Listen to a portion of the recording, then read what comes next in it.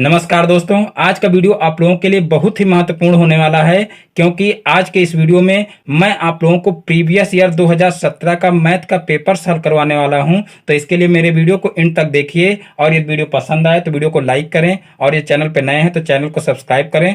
तो चलिए आज का वीडियो शुरू करते हैं। तो देखिए, ये है 2017 का प्रीवियस ईयर का पेपर। तो यहाँ पर देखिए, इसमें सबसे पहले हम देखते हैं वस्तुनिष्ठ प्रश्न। वस्तुनिष्ठ प्रश्न का मतलब होता है बहुविकल्पीय क्वेश्चन। तो यहाँ पर देखिए, सारे विकल्प हम नहीं लिखे हैं, यहाँ पर हम क्वेश्चन को हल करके सिर्फ आपको सही आंसर बताएंगे। लेकिन इसके साथ साथ आप लोग जो है कैसे इनको हल करना है और कैसे जो है इनके उत्तर हमको परीक्षा में देना है, ये भी आप लोग जान लीजिए। देखिए, जो बहुविकल्पीय क्वेश्चन होते हैं उनको सबसे ज़्यादा जरूरी रहता है कि पूरा क्वेश्चन आपको उतारना पड़ता है। देखिए, जो अन्य क्वेश्चन होते हैं उनको उतारना जरूरी नहीं होता है, लेकिन जो बहुविकल्पीय क्वेश्चन होते हैं उनको जो है उतारना जरूरी रहता है। पूरा क्वेश्चन उतारने के बाद फिर जो ऑप्शन 4 होते हैं उन 4 ऑप्शन में से सारे ऑप्शन आप भले ना उतारिए, लेकिन जो सत्य ऑप्शन होता है उसको उतारना अनिवार्य रहता है। यानी कि पहले पूरा क्वेश्चन लिखिए और उसके बाद जो सही ऑप्शन है वो ऑप्शन डालिए। यानी कि ए बी सी डी में से मान लीजिए बी ऑप्शन सही है तो यहाँ पर बी नंबर डालेंगे। उसके बाद जो आंसर आ रहा है उसको लिखेंगे, उसके बाद उस पर टिक कर देते हैं। इस प्रकार से जो है वस्तुनिष्ठ प्रश्न को करते हैं। तो ये आप लोग विशेष रूप से ध्यान रखना, क्योंकि कुछ स्टूडेंट यहाँ पर गलती करते हैं। यहाँ पर सिर्फ जो है आंसर नंबर 1 डाल करके और यहाँ पर बी ऑप्शन डाल दिए और उसको टिक कर दिए, तो ये गलत होता है। क्वेश्चन लिखना अनिवार्य होता है। आप पूरा क्वेश्चन लिखिए, उसके बाद उसका जो सही ऑप्शन है उसको लिखिए और उसके बाद जो उत्तर में आ रहा है वो संख्या डालिए, उसके बाद जो है उस पर टिक करिए। इस प्रकार से आपको आंसर देना है। और अगर क्वेश्चन लगाने वाला है तो लगाना भी पड़ेगा, तभी आप उसका सही आंसर बता पाएंगे। तो यहाँ पर देखिए, क्वेश्चन नंबर 1 देखते हैं। पूर्ण संख्याओं में योग का तत्समक अवयव होता है। पूर्ण संख्याओं में योग का तत्समक अवयव होता है। तो देखिए, हमको देखना यह है कि कौन सी ऐसी संख्या है जिसको जो है जोड़ने पर, किसी संख्या में जोड़ने पर जो है वही संख्या रहती है, यानी कि वो संख्या परिवर्तित नहीं होती है। तो यहाँ पर देखिए, मान लीजिए कोई पूर्ण संख्या है, जैसे मान लीजिए 1 है और 1 में अगर हम 0 को जोड़ें इस प्रकार से, और चाहे इस तरीके से बाद में जोड़ें और चाहे पहले इस तरीके से 1 जोड़ें, लेकिन आएगा 1 ही। मान लीजिए कोई ए पूर्ण संख्या है और उसमें 1 जोड़ें, उसमें 0 जोड़ें और फिर यहाँ पर 0 में ए जोड़ें, तो दोनों कंडीशन में क्या आएगा? ए ही आएगा। तो इस प्रकार से 0 जो है वो योग का तत्समक अवयव है। पूर्ण संख्याओं में योग का तत्समक अवयव है। तो ये विशेष रूप से ध्यान रखना, यहीं पर आप लोग समझ लीजिए, क्योंकि जरूरी नहीं यही क्वेश्चन आए, क्योंकि ये तो प्रीवियस ईयर में पूछे गए क्वेश्चन हैं। यहाँ से आप लोगों को सीखना क्या है? यहाँ से सीखना है कि किस किस टाइप के क्वेश्चंस परीक्षा में पूछे जाते हैं। तो आपको टाइप जानना जरूरी है, तो उसी टाइप के क्वेश्चन आप लोगों को तैयार करना है। जैसे यहाँ पर पूर्ण संख्याओं में योग का तत्समक अवयव पूछा गया है, तो जो है यहाँ पर यह भी पूछा जा सकता है कि पूर्ण संख्याओं में गुणा का तत्समक अवयव क्या होता है। तो वहां पर गुणा का तत्समक अवयव क्या हो जाएगा?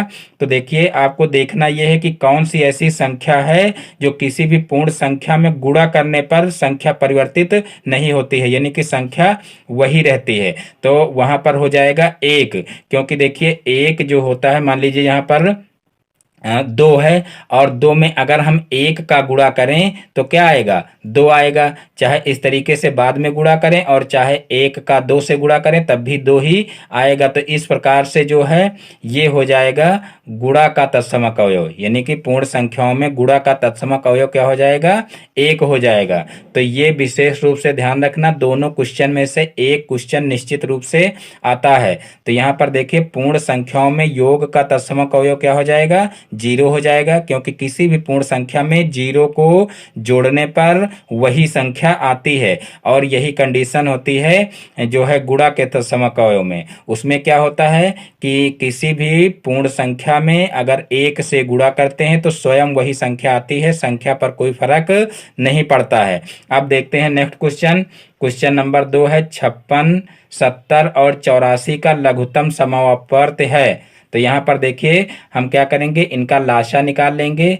तो इस रूप में सबसे पहले इनको लिख लेंगे। देखिए 56, फिर है 70 और फिर है 84। तो देखिए इसमें सबसे पहले हम क्या करेंगे, इसको 2 से काटेंगे यहाँ पर। तो देखिए 2 दूना 4 और फिर 2 अठे 16 हो जाएगा। यहाँ पर 35 दूना 70 हो जाएगा और यहाँ पर 2 चौको 8 और 2 दूना 4 हो जाएगा। फिर यहाँ पर इसको 2 से कैंसिल करेंगे तो यहाँ पर देखिए 14 दूना 28 हो जाएगा और 35 नहीं कटेगा तो इसको ऐसे उतार लेंगे। फिर यहाँ पर 2 दूना 4 हो जाएगा और 2 एकम 2 हो जाएगा। फिर यहाँ पर इसको 2 से काटेंगे तो यहाँ पर हो जाएगा 2 सते 14 हो जाएगा और फिर यहाँ पर 35 और 21 को ऐसे ही उतार लेंगे।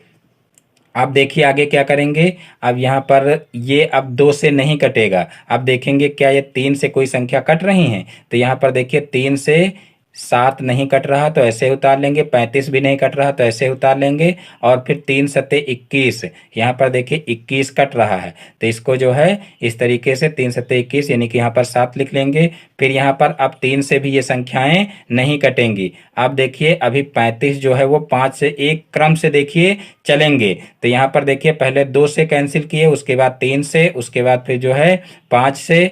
तो यहाँ पर देखिए 7 नहीं कट रहा, ऐसे उतार लेंगे। फिर 5 सत्ते 35 हो जाएगा यानी कि 5 से कट जाएगा 35 और उसके बाद फिर 7 को ऐसे उतार लेंगे। अब यहाँ पर देखिए 5 से कटने वाली संख्याएं नहीं है तो अब डायरेक्ट 7 से काटेंगे। तो यहाँ 7 एकम 7, 7 एकम 7 और 7 एकम 7, इस प्रकार से सारी संख्याएं जो है कट जाएंगी। अब हमको निकालना क्या है, लासा। तो यहाँ पर लिखेंगे लासा बराबर। तो देखिए लासा में क्या करते हैं, ये सारी संख्याएं जितनी भी आ रही हैं इनको जो है गुणे के रूप में लिख लेते हैं और फिर उनका गुणा कर लेते हैं। तो यहाँ पर देखिए 2 गुणे 2 गुणे 2, 3 बार 2 है, उसके बाद फिर 3 गुणे 3 हो जाएगा यहाँ पर, और जो है गुणे 5 और गुणे 7। अब इनका गुणा करेंगे तो देखिए कितना आएगा, 2 दूना 4, 4 दूनी 8 और 8 पंच 40, यहाँ पर 40 लिख लीजिए और 7 त्रिक 21, यहाँ पर 21 हो जाएगा।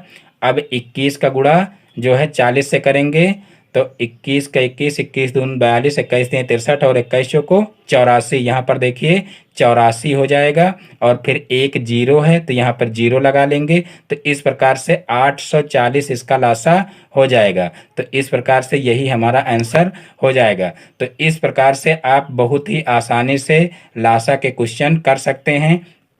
फिर देखिए नेक्स्ट क्वेश्चन देखते हैं। देखिए पेपर थोड़ा लंबा है तो आप लोग फटाफट जो है क्वेश्चन देखते रहिए, क्योंकि एक ही क्वेश्चन पर बहुत ज़्यादा टाइम देने से फिर क्वेश्चन बहुत लंबा हो जाएगा। तो देखिए नेक्स्ट क्वेश्चन देखते हैं और आप लोग टाइप जरूर याद रखिए किस किस टाइप के क्वेश्चन इसमें आ रहे हैं और उसी टाइप के क्वेश्चंस जो है पढ़ने की कोशिश करिए, तभी जो है आपका कम समय में जो है आपकी कम समय में अच्छी तैयारी हो पाएगी। तो यहाँ पर देखिए दिया हुआ है समीकरण 2.8x बराबर 5.4 प्लस x का हल है। तो देखिए इसको कैसे करेंगे।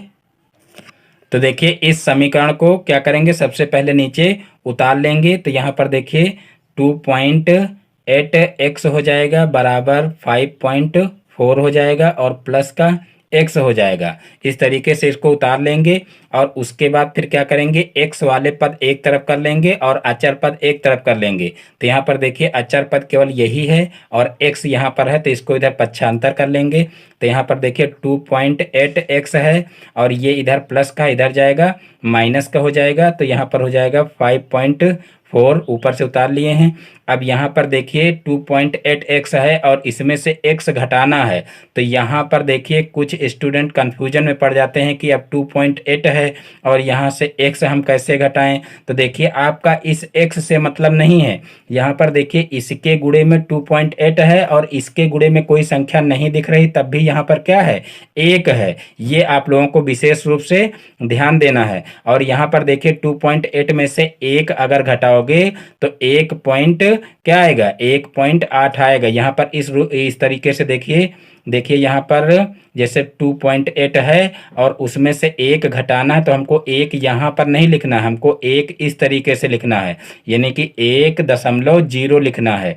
अब यहाँ पर देखिए जब इसमें से 1 घटाओगे तो यहाँ पर 8 आ जाएगा और यहाँ पर 2 में से 1 गया तो 1 आ जाएगा। तो इस प्रकार से 1.8 आ जाएगा।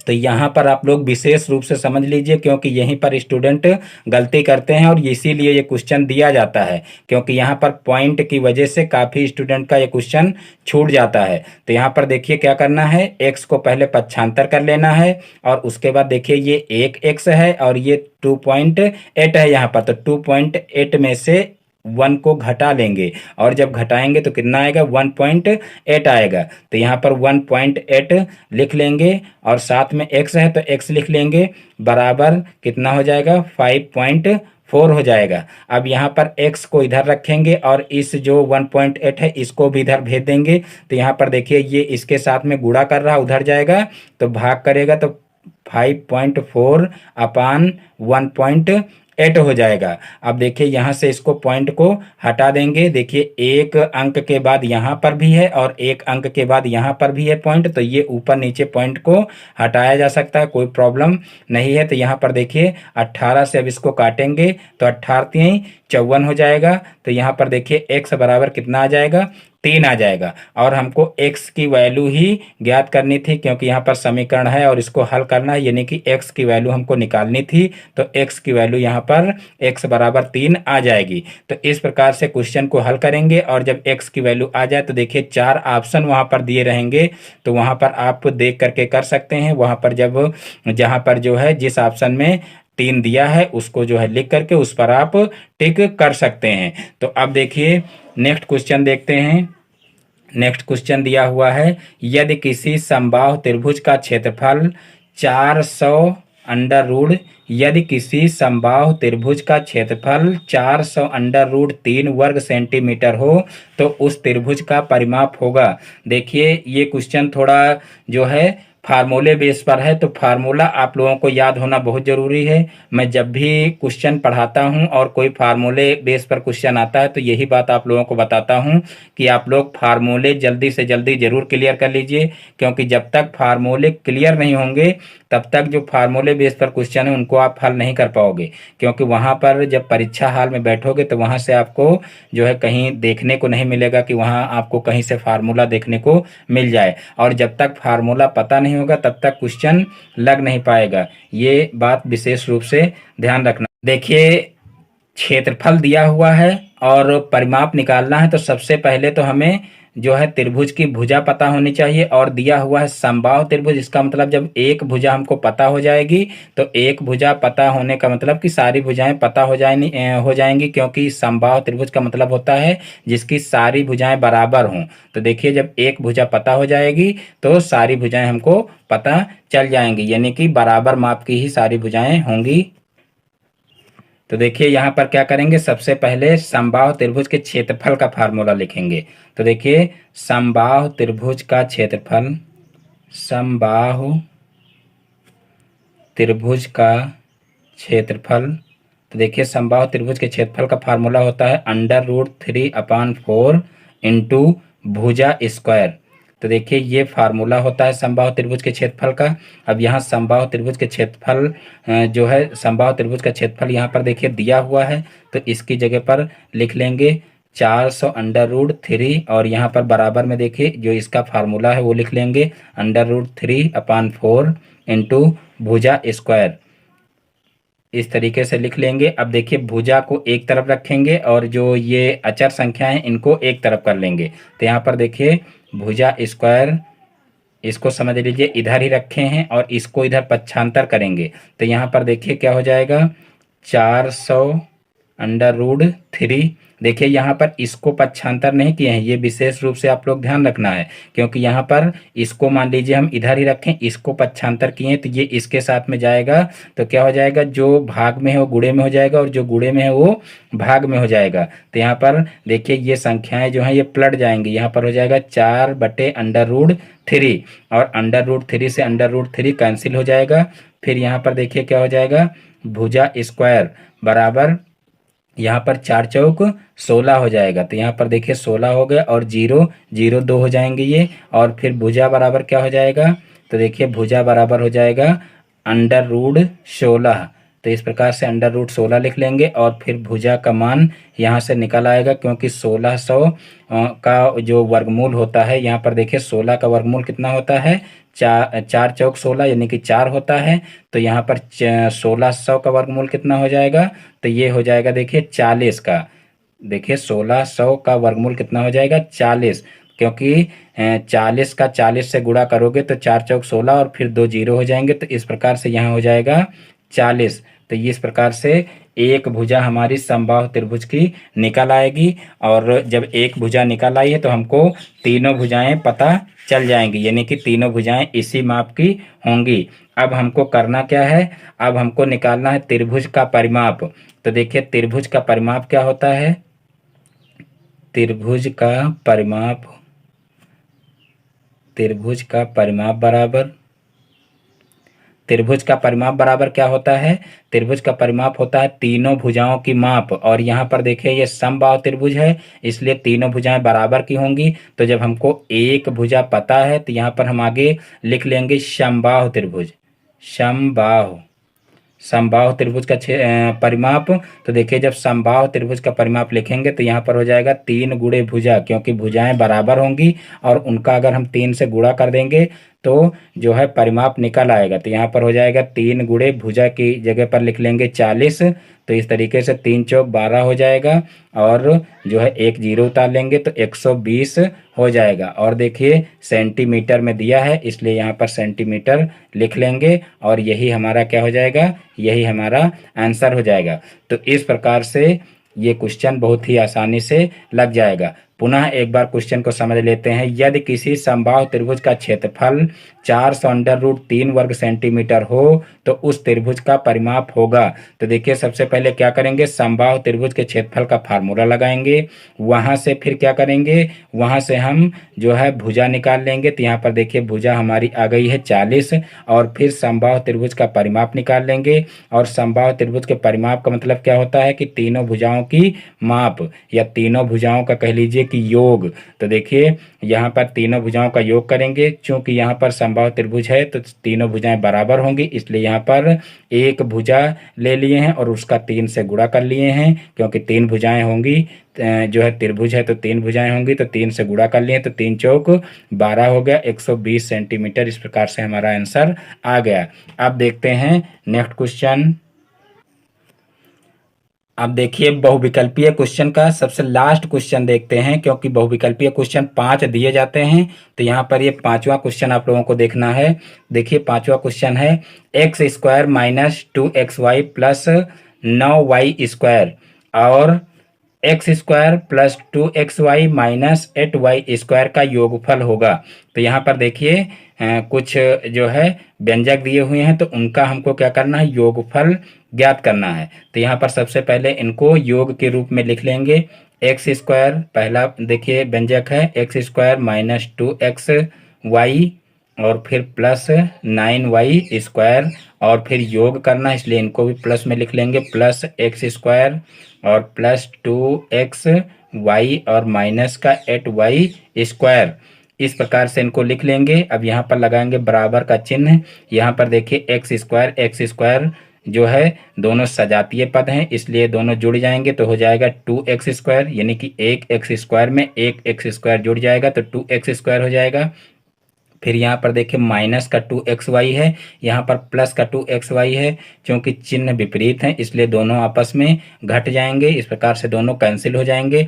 और उसके बाद फिर यहाँ पर है देखिए 9y² और यहाँ पर हम माइनस का 8y², तो 9y² में से 8y² घट जाएगा क्योंकि चिन्ह दोनों के विपरीत हैं, तो विपरीत चिन्ह हमेशा घट जाते हैं। तो यहाँ पर 9 में से 8 जाएगा तो 1 बचेगा, 1 लिखा नहीं जाता है इसलिए यहाँ पर क्या हो जाएगा, y² हो जाएगा। यानी कि 9y² में से 8y² घटेगा तो 1y² बचेगा। यहाँ पर 1 लिखा नहीं जाता है इसलिए 2x² प्लस y² ही हमारा आंसर हो जाएगा। तो इस प्रकार से हमारा सही ऑप्शन कौन सा हो जाएगा, 2x² प्लस y²। और इस तरीके से इसको टिक कर देंगे। फिर देखिए अगला क्वेश्चन देखते हैं जो कि है अति लघुत्तरीय प्रश्न। तो देखिए अब अब अति लघुत्तरीय प्रश्न शुरू हो गए हैं और अति लघुत्तरीय प्रश्न में सबसे पहला क्वेश्चन देखते हैं। यहाँ पर है x और फिर गुणे में है y माइनस जेड, फिर plus y z minus x plus z x minus y का मान ज्ञात कीजिए। देखिए इनका मान ज्ञात करना है तो सबसे पहले हम इनको उतार लेंगे नीचे। तो यहाँ पर हो जाएगा एक्स वाई माइनस जेड और फिर plus y z minus x और फिर प्लस जेड और फिर हो जाएगा एक्स माइनस वाई। और फिर यहाँ पर क्या करेंगे, इनका अंदर गुणा कर लेंगे। तो देखिए ये हो जाएगा एक्स वाई और माइनस हो जाएगा एक्स जेड और फिर प्लस हो जाएगा वाई जेड। यहाँ पर देखिए गुणा करेंगे तो वाई जेड और फिर यहाँ पर हो जाएगा माइनस का वाई एक्स और फिर ये है जेड तो यहाँ पर हो जाएगा प्लस का जेड एक्स और फिर यहाँ पर हो जाएगा माइनस का जेड वाई। अब यहाँ पर जो संख्याएं आपस में जुड़ घट रही हों उनको जोड़ घटा लीजिए। तो यहाँ पर देखिए एक्स वाई वाला पद कोई है तो यहाँ पर देखिए एक्स वाई ये है और एक्स वाई ये है। देखिए गुणे में आगे पीछे संख्याएं हो सकती हैं, कोई प्रॉब्लम नहीं है, वो एक ही मानी जाएंगे। तो यहाँ पर देखिए एक्स वाई है और यहाँ पर भी एक्स वाई है और कहीं पर एक्स वाई नहीं है और एक प्लस में है एक माइनस में है इसलिए दोनों आपस में कैंसिल हो जाएंगी। फिर यहाँ पर देखिए एक्स जेड है और यहाँ पर देखिए एक्स जेड है, एक प्लस में है एक माइनस में है इसलिए दोनों संख्याएं कैंसिल हो जाएंगे। फिर यहाँ पर देखिए वाई जेड है और यहाँ पर जेड वाई है, ये भी दोनों संख्याएं समान हैं और विपरीत चिन्ह वाली हैं इसलिए दोनों आपस में कैंसिल हो जाएंगे। इस प्रकार से इसका जो आंसर है वो आ जाएगा 0। तो इस प्रकार से ये क्वेश्चन लगेगा तो जो है इसका 0 आंसर आ जाएगा। आप देखते हैं नेक्स्ट क्वेश्चन। आप लोग फटाफट जो है क्वेश्चन देखते रहिए क्योंकि जो है वीडियो ज़्यादा लंबा हो रहा है और अभी आगे जो है कठिन क्वेश्चन भी हैं। यानी कि ये तो छोटे छोटे क्वेश्चन हैं, बहुत ही आसानी से हो जाते हैं और लास्ट में थोड़े लंबे क्वेश्चन भी हैं। तो आप लोग फटाफट एक एक करके आंसर देखते रहिए और साथ में समझते रहिए। और सबसे ज़्यादा जो ज़रूरी बात है वो ये है कि क्वेश्चन को यहाँ पर आप लोग याद रखना कि किस किस टाइप के क्वेश्चन पूछे जा रहे हैं और उसी टाइप के क्वेश्चन कोशिश करना कि आप लोग सीखना। यानी कि जो क्वेश्चन इसमें दिए गए हैं जरूरी नहीं कि वही क्वेश्चन पूछे जाएं, लेकिन ये जरूरी है कि उसी टाइप के क्वेश्चन पूछे जाएंगे। तो ज़्यादा आप लोगों को इधर उधर नहीं भागना है और जो है इसी टाइप के क्वेश्चन तैयार करना है। तो यहाँ पर देखिए अगला क्वेश्चन है क्वेश्चन नंबर 7। एक रेलगाड़ी की चाल x² plus 3x plus 2 kilometre प्रति घंटा है तो वह x प्लस 2 घंटे में कितनी दूरी तय करेगी। एक रेलगाड़ी की चाल x² plus 3x plus 2 kilometre प्रति घंटा है तो वह x प्लस 2 घंटे में कितनी दूरी तय करेगी। बहुत ही इंपॉर्टेंट क्वेश्चन है। तो यहाँ पर देखिए सबसे पहले हम क्या करेंगे, यहाँ पर जो है चाल लिख लेंगे। चाल बराबर कितना है, चाल बराबर दिया हुआ है x² plus 3x plus 2 kilometre प्रति घंटा, किलोमीटर प्रति घंटा दिया हुआ है। फिर यहाँ पर वह x प्लस 2 घंटे में कितनी दूरी तय करेगी। तो यहाँ पर देखिए समय भी दिया हुआ है, समय दिया हुआ है x प्लस 2 घंटा, x प्लस 2 घंटा दिया हुआ है। अब हमको निकालना क्या है, हमको निकालना है दूरी। तो देखिए यहाँ पर एक फार्मूला आप लोग पढ़े होंगे, होता है चाल बराबर दूरी बटे समय, चाल बराबर दूरी बटे समय, वही फार्मूला लगा देंगे, चाल बराबर दूरी बटे समय। अब यहाँ पर देखिए ये फार्मूला लगाएंगे तो यहाँ से हम निकाल लेंगे देखिए हमको निकालना क्या है, दूरी निकालना है। तो यहाँ से देखिए हम दूरी का फार्मूला लगाएंगे, क्योंकि यहाँ पर हमको चाल नहीं जो है निकालना है। तो दूरी का फार्मूला लगाएंगे, तो इसके बटे में अगर हम 1 कर लें तो यहाँ पर जब तिर्यक मल्टीप्लाई करेंगे तो यहाँ दूरी का 1 से गुणा होगा, तो क्या हो जाएगा, यहाँ पर दूरी हो जाएगा। और फिर इसका इसके साथ में गुणा होगा तो क्या हो जाएगा, चाल गुणे जो है समय हो जाएगा। ये फार्मूला आप डायरेक्ट भी याद कर सकते हो, यानी कि दूरी बराबर चाल गुणे समय होता है। देखिए मूल फार्मूला जो है वो यही होता है, और इसकी सहायता से जो है 2 और व्युत्पन्न किए जा सकते हैं फार्मूले, तो वो डायरेक्ट फार्मूले भी आप लोग याद कर सकते हैं। तो यहाँ पर देखिए दूरी बराबर फार्मूला क्या होता है, चाल गुणे समय। अब यहाँ पर देखिए चाल क्या है, यहाँ पर हम लिख लेंगे x² + 3x + 2, ये है चाल। और समय कितना है, तो देखिए समय है x + 2। तो देखिए x + 2 यहाँ पर हम गुणे में इसके लिख लेंगे, क्योंकि बीच में गुणा है, तो यहाँ पर हो जाएगा x + 2। और उसके बाद फिर इनका क्या करेंगे, इनका गुणा कर लेंगे। तो यहाँ पर देखिए सबसे पहले x² का गुणा x से होगा तो कितना हो जाएगा, x³ हो जाएगा। फिर x² का गुणा 2 से होगा तो कितना हो जाएगा, 2x² हो जाएगा। फिर 3x का गुणा x से होगा तो प्लस का 3x² हो जाएगा। और उसके बाद फिर 3x का गुणा 2 से होगा तो 3 दूना 6 हो जाएगा और x हो जाएगा। उसके बाद फिर 2 का गुणा x से होगा तो 2x हो जाएगा। और फिर 2 का गुणा 2 से होगा तो 2 दूना 4 हो जाएगा। तो इस प्रकार से अब इसमें जो भी संख्याएं जुड़ घट रही हों उनको जोड़ घटा लीजिए, उसके बाद जो बचेगा वही आंसर हो जाएगा। तो यहाँ पर देखिए क्यूब वाली कोई संख्या नहीं है, तो यहाँ पर x³ लिख लेंगे। यहाँ पर देखिए स्क्वायर वाली 2 संख्या है, यहाँ पर 2x² है, यहाँ 3x² है, तो ये दोनों संख्याएं आपस में जुड़ जाएंगी तो हो जाएंगी 5x²। और फिर यहाँ पर 6x + 2x है तो ये हो जाएगा 8x। और फिर यहाँ प्लस का 4 है तो प्लस का 4 हो जाएगा, और यही हमारा आंसर हो जाएगा। हमको देखिए दूरी निकालना था, तो दूरी यही हो जाएगी x³ + 5x² + 8x + 4 किलोमीटर। यहाँ पर लिख सकते हैं क्योंकि किलोमीटर प्रति घंटे में चाल दी हुई थी, तो यहाँ पर ये दूरी निकल आएगी कितनी, x³ + 5x² + 8x + 4 किलोमीटर, और यही हमारा आंसर हो जाएगा।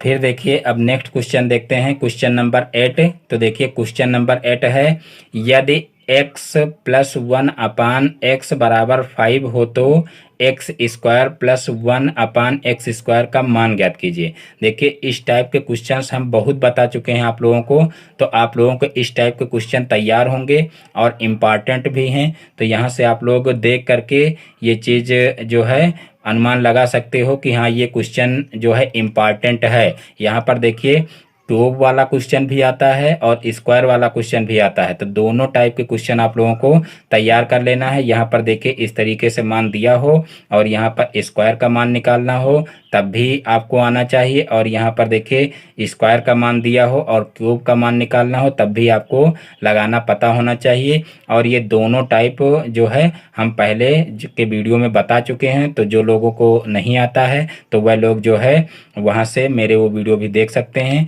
तो यहाँ पर देखिए क्या करेंगे, यहाँ पर सबसे पहले हम इसको उतार लेंगे नीचे, यहाँ पर x + 1/x = 5, और नीचे लिखेंगे दोनों पक्षों का वर्ग करने पर, दोनों पक्षों का वर्ग करने पर।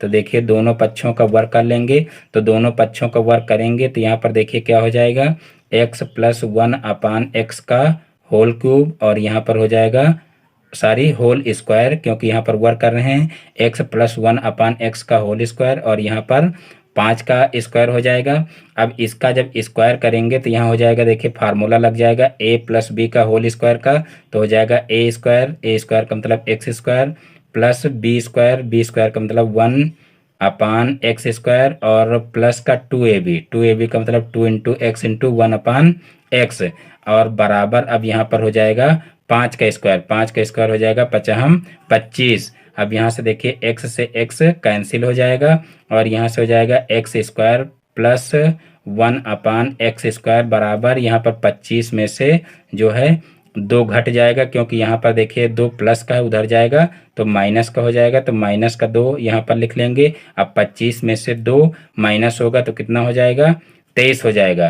तो इस प्रकार से एक्स स्क्वायर प्लस 1/x² बराबर 23 निकल आएगा। और हमको देखिए यही मान निकालना था, तो यही हमारा क्या हो जाएगा, आंसर हो जाएगा। तो इस प्रकार से बहुत ही आसानी से इस टाइप के क्वेश्चंस कर सकते हैं। यानी कि हमारा देखिए ये मान दिया हुआ था x + 1/x बराबर 5, और जो है इसकी सहायता से हम क्या किए, दोनों पक्षों का वर्ग कर लिए। और वर्ग करने पर देखिए हमको जो है यहाँ पर ये मान दिया हुआ था 5, और इसका भी स्क्वायर कर लिए। और यहाँ पर जब इसका फार्मूला खोलेंगे तो देखिए हमको ये चीज़ यहाँ से मिल रही है, यानी कि जिसका मान हमको निकालना है x² + 1/x² मिल रहा है। तो इसको हम शेष रखेंगे, इसको शेष रखेंगे, बाकी सारी चीज़ें दूसरी तरफ पक्षांतर कर लेंगे। तो इस तरह से हमको आंसर मिल जाएगा। अब देखिए नेक्स्ट क्वेश्चन देखते हैं। नेक्स्ट क्वेश्चन है क्वेश्चन नंबर 9। यहाँ पर देखिए क्वेश्चन है -9/11 का योगात्मक प्रतिलोम ज्ञात कीजिए।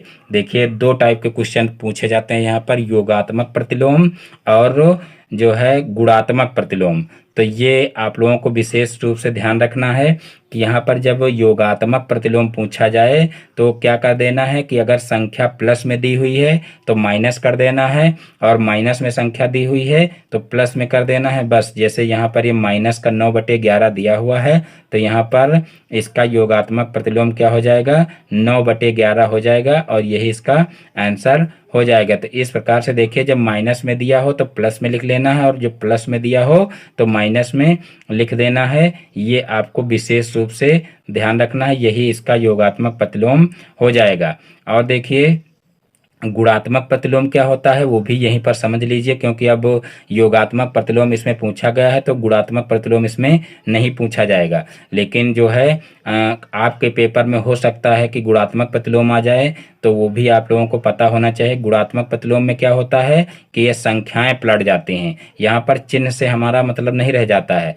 देखिए जब भिन्न के रूप में संख्या दी हुई हो तो वहाँ पर क्या करते हैं, संख्याओं को पलट देते हैं। जब भिन्न के रूप में ना दी हुई हों तब भी उनको पलट देते हैं। जैसे 5 लिखा है तो 5 का गुणात्मक प्रतिलोम क्या हो जाएगा, तो 5 का गुणात्मक प्रतिलोम हो जाएगा 1/5, यानी कि 1/, में लिख देते हैं। और जैसे 1/5 का गुणात्मक प्रतिलोम लिखना हो तो वो हो जाएगा 5, यानी कि इसको पलट देंगे तो 5/1 हो जाएगा, और बटे में 1 लिखा नहीं जाता है, यानी कि बटे में 1 का कोई मतलब नहीं होता, इसलिए यहाँ पर जो है 1/5 का 5 हो जाएगा, और एक जो है 5 का 1/5 हो जाएगा। इस तरह से आप लोग जो है इसको अच्छे से ध्यान रखना। तो देखिए यहाँ पर जो है योगात्मक प्रतिलोम का मतलब चिन्ह हटा देना है, यानी कि चिन्ह जो है उसको हटा देना है, उसका विपरीत चिन्ह ले लेना है। माइनस हो तो प्लस और प्लस हो तो माइनस। और गुणात्मक प्रतिलोम में क्या करना है, गुणात्मक प्रतिलोम में जो है भिन्न के रूप में संख्या दी हुई है तो उसको क्या करना है, पलट देना है, यानी कि जो अंश में दी हुई संख्या उसको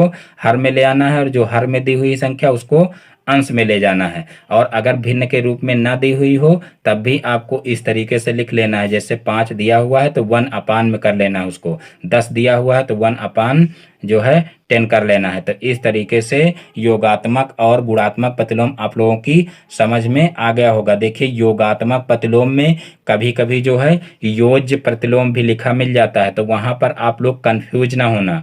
योगात्मक प्रतिलोम यहाँ पर लिखा है और वहां पर आपको लिखा मिल सकता है योज्य प्रतिलोम। तो योज्य प्रतिलोम और योगात्मक प्रतिलोम दोनों का मतलब एक होता है। और केवल प्रतिलोम कहा जाए तो केवल प्रतिलोम में आपको क्या करना है कि संख्याओं को पलट देना है सिर्फ। ये आप लोग विशेष रूप से ध्यान रखना है, जब उसमें योगात्मक ना लिखा हो, केवल कहा जाए कि जो है इसका प्रतिलोम बताइए तो संख्याओं को पलट देना है। अब देखिए नेक्स्ट क्वेश्चन देखते हैं। एक त्रिभुज का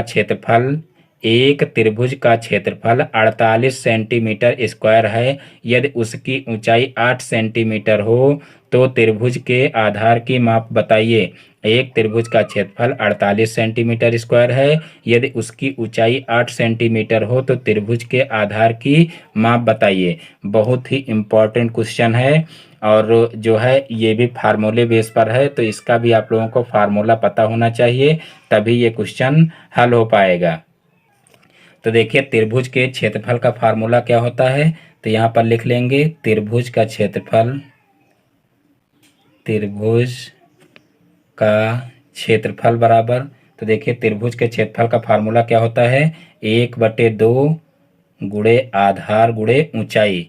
तो ये होता है फार्मूला। जिन लोगों को नहीं याद है तो वह लोग यहाँ से इसको नोट कर लें और इसको याद कर लें। त्रिभुज का क्षेत्रफल का फार्मूला क्या होता है, 1/2 गुणे आधार गुणे ऊंचाई। देखिए ऊंचाई का मतलब क्या होता है, यानी कि कोई लंब रूप में ऊंचाई होगी तभी तो ऊंचाई यहाँ पर दिया हुआ है। इसका मतलब वो त्रिभुज होगा समकोण त्रिभुज, यानी कि जब त्रिभुज की हमको ऊंचाई पता हो जाती है तो उस ऊंचाई के द्वारा उसको हम समकोण त्रिभुज बना सकते हैं।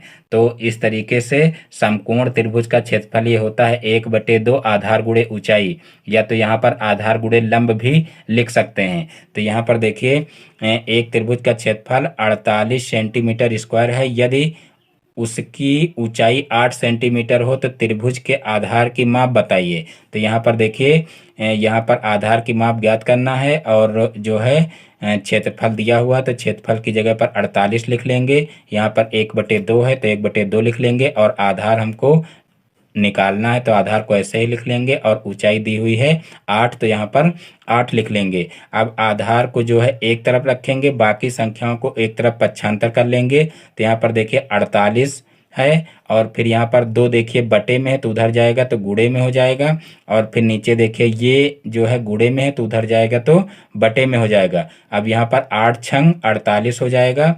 अब यहाँ पर देखिए 8 छंग 48 हो गया। अब 6 ऊपर बचा और यहाँ पर 2 बचा है गुणे में, तो यहाँ पर 6 दूनी 12 हो जाएगा। तो यहाँ पर इस प्रकार से 12 आंसर आ जाएगा। सेंटीमीटर में दिया हुआ है और आधार है इसलिए यहाँ पर सेंटीमीटर हो जाएगा। देखिए क्षेत्रफल हमेशा जो है वर्ग सेंटीमीटर में लिखा जाता है और कोई भी भुजा हो या परिमाप हो तो उसको सेंटीमीटर में लिखा जाता है। तो यहाँ पर देखिए 12 सेंटीमीटर आधार हो जाएगा और यही हमारा आंसर हो जाएगा, क्योंकि आधार ही यहाँ पर देख लीजिए निकालना था। अब देखते हैं नेक्स्ट क्वेश्चन। तो देखिए अब नेक्स्ट क्वेश्चन देखते हैं, क्वेश्चन नंबर 11। यहाँ पर देखिए माइनस का 5 दिया हुआ है, ब्रैकेट लगा हुआ, फिर माइनस का 45 दिया हुआ ब्रैकेट के अंदर, फिर भाग का चिन्ह है, फिर माइनस का 15 दिया हुआ है और प्लस फिर माइनस का 3 है, गुणे 5 दिया हुआ है। तो यहाँ पर देखिए इसको जो है बॉडमॉस रूल से करना है, यानी कि सिंपल सा सवाल है, बहुत कठिन नहीं है। और लेकिन यहाँ पर जो है बॉडमॉस रूल को ध्यान में रखते हुए इसको करना है, अन्यथा गलत हो जाएगा।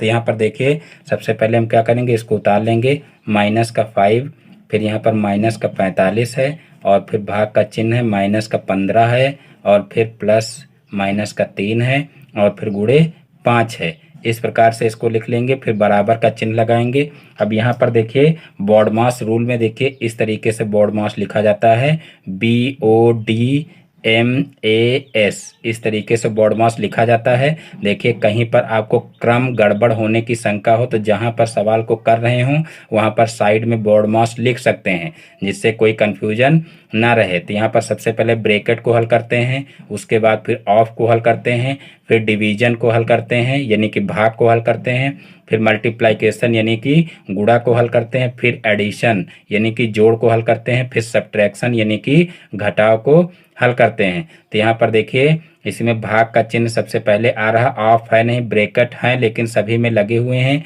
और सब में अलग अलग हैं, तो इसलिए ब्रैकेट को यहाँ पर जो है अभी छोड़ देंगे, यानी कि ब्रैकेट वाला नहीं हल करेंगे। यहाँ पर सबसे पहले हम क्या हल करेंगे, डिवीजन को हल करेंगे। तो यहाँ पर देखिए माइनस का 5 है, इसको ऐसे ही लिखा रहने देंगे। फिर यहाँ पर जो है माइनस है और फिर इसको हल कर लेंगे। देखिए भाग है, भाग को हल कर देंगे।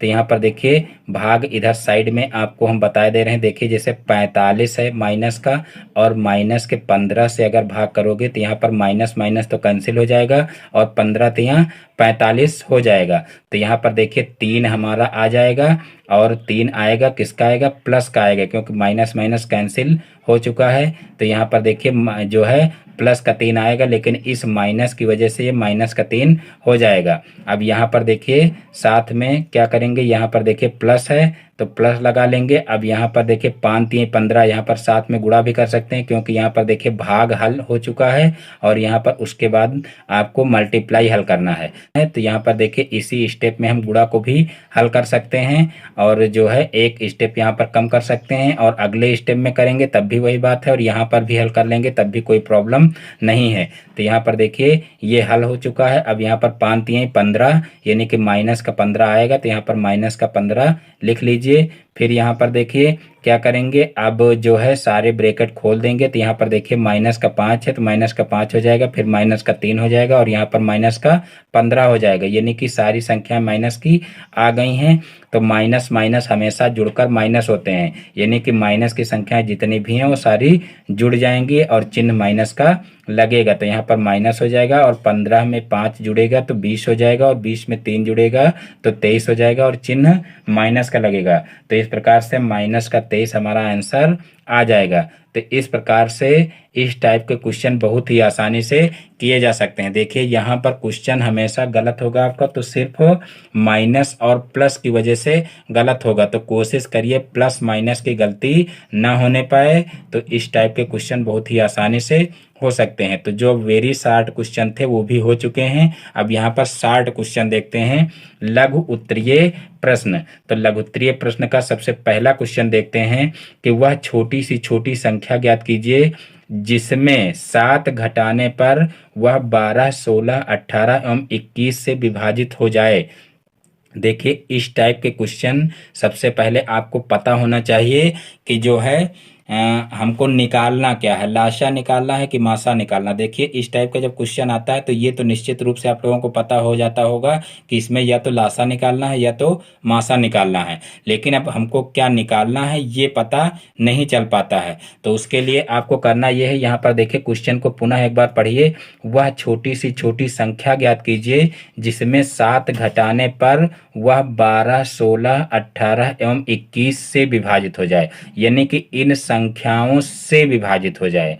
तो जाहिर सी बात है कि वो संख्या जो होगी वो इन सबसे बड़ी होगी, तभी तो इनसे विभाजित होगी। यानी कि यहाँ पर हमको निकालना क्या है, लासा निकालना है। यानी कि जब मासा निकाला जाता है तो जो संख्याएं दी होती हैं वो उनका जो मासा निकाला जाता है वो मासा उन संख्याओं से छोटा होता है। यानी कि मासा से उन संख्याओं को अगर भाग दिया जाए तो वो संख्याएं पूरी पूरी विभाजित होती हैं। लेकिन जब कहा जाए कि इन संख्याओं से भाग करने पर वो संख्या पूरी पूरी विभाजित हो रही है तो समझ लीजिए आपको लासा निकालना है, क्योंकि लासा जो है दी हुई संख्याओं से बड़ा होता है।